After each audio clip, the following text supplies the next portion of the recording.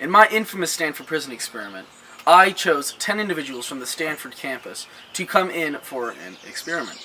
And I pitted 5 of those guys as guards and 5 of them as prisoners. As the events unfolded, it turns out that the guards ended up being very brutal and sadistic toward the prisoners that they were in charge of. So their overall personality changed in adaptation to the role. What I'm doing now is taking girls and doing the exact same thing. We have 6 girls, 3 of them are guards, 3 of them are prisoners, and we're seeing how it goes.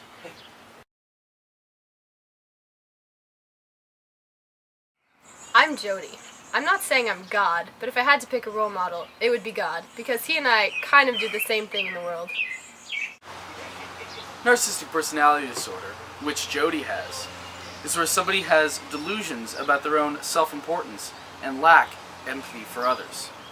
Jody clearly has this when she states that she is God and thinks that she and God are equal in the world.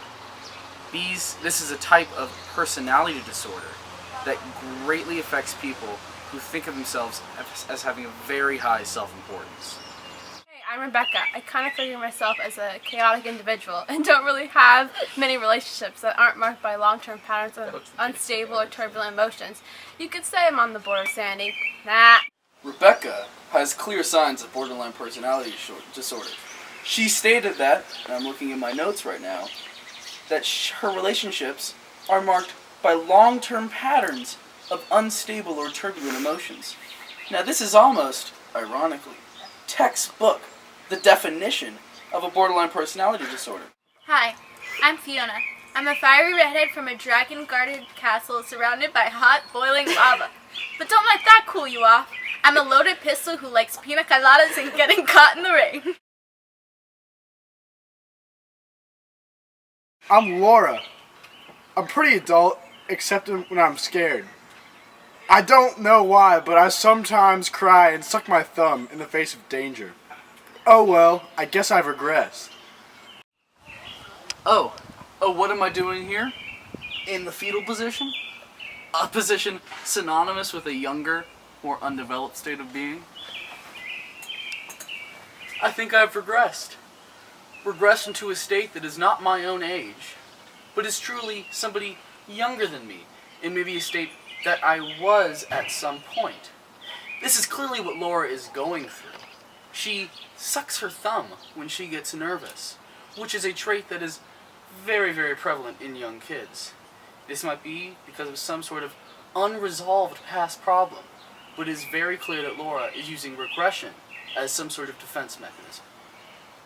What's up? I'm kind of a big deal. Everyone knows me. You know why? Because I fake right and break left. I watch out for the pick and keep an eye on the defense. We give a go and take the ball to the hole just like an old school pro. Someone said, don't be afraid. What are you waiting for? So I shot the outside, Jay. You might ask how I can do this. It's because I gotta keep my head in the game. Also, my BFF is named Rabbit. Prisoner 2, as we can clearly see, is experiencing some delusions as well as hallucinations.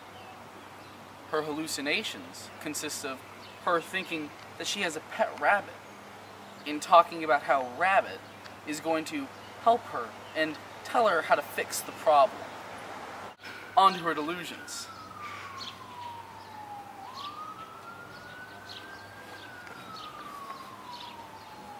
She thinks that she is Troy Bolton from High School Musical, saying that she has to get her head in the game, or shoot the outside J, or fake right and then break left. These are clearly her trying to fit in to the mold that is Troy Bolton from High School Musical. Hey guys, I'm Molly. I don't want to rock the boat. I want to stick to the status quo. Stick to the stuff I know. If I want to be cool, I follow the simple rule. Just stick to the status quo. Prisoner 1, or as I affectionately call her, Molly, is experiencing heightened levels of conformity right now. The whole groupthink attitude that is pushing into her has really affected her decision-making and what she thinks about. And all these things that the guards are doing to her, she's most likely going to just conform and be okay with it and just go with the group mold, because she does not have the own individuality to make up her own decisions on her own.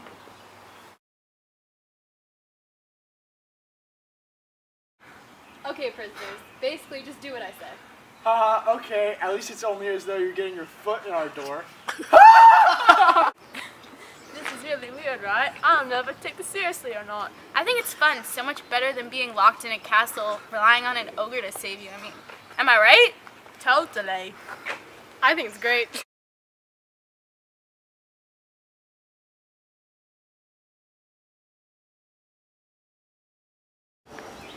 Okay, guards, listen up. We're gonna have some new rules here. No Starbucks, no iPhones, and no makeup. No makeup? I just don't understand why we can't keep our makeup. I mean, I have a very scheduled facial cleaning routine that I must do for my well-being. The frustration aggression principle is being clearly shown by prisoner 2. All she wants to do is put on her makeup, and that is her stated goal. But the guards are taking the makeup away from her, so she's taking the frustration of the goal out in aggressive ways towards the other guards and the wall. Next, we should make them do 100 push-ups each. Don't you think that's a little over the top? They've already been through so much. I'm not really sure about all this. It seems really mean. I mean, I know I can't live up my quad grande 6-pump vanilla 1-inch Americano. Jody is going insane. I'm just having some fun. It's not a big deal. It's not like I'm hurting anyone. Like, it's fine. I'm being really nice. A lot nicer than my mom, who, used to never let me buy an iPhone, and never took me shopping at the places I want, and never let me watch all the cool TV shows. Like, I'm basically God. Why would she never let me do anything I want? Jody, in this instance, is clearly showing projection. She's taking some past issues that she's unresolved with her mom and using this projection of putting onto others the feeling that she is inwardly having. So, had these problems in her past been resolved by her and her mother maybe talking it out or something along those lines, she wouldn't have these unbridled emotions that she's projecting on other people. Projection right now is the defense mechanism that she is using to hide her true feelings and true uncertainties about her mother.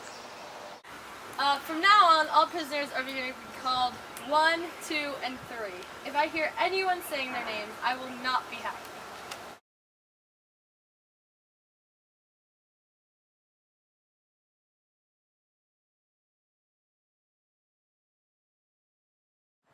I heard that prisoner 1 was talking bad about you. But my best friend Rabbit says I'm beautiful every day! I don't like when people talk bad about me. At least Rabbit loves me. I really don't know what's going on. Let's take away their pillows so they have to sleep on the floor. Let's make them only eat sweet potatoes. Or we can just take away their speaking rights. Let's give them as hard a time as we possibly can.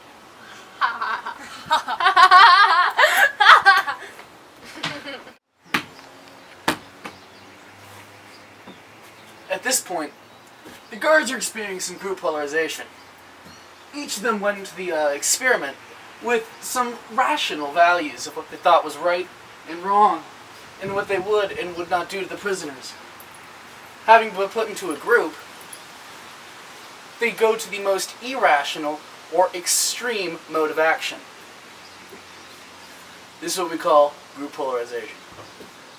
Okay guys, Rabbit here is telling me that we should stop doing what the guards say and rebel. Nah, just go with it. It's the easiest. If we rebel, it'll create conflict. I'm just not feeling that. Yeah, I don't really want to do that either. It seems like they'll just punish us. Okay, I guess I want to be unanimous with you guys, so I'll agree not to rebel. Oh my god. It's like we're thinking like a group! Right now, what we're seeing is an evidence of groupthink. This is very much along the lines of conformity, that prisoner 2 and prisoner 3 don't want any conflict.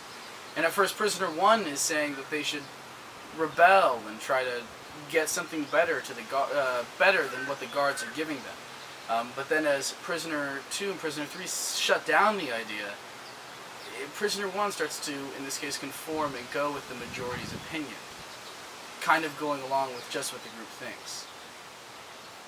The experiment had to be ended because of how far some of the guards have gone. I can't release any details, but some of the prisoners suffered some serious psychological damage.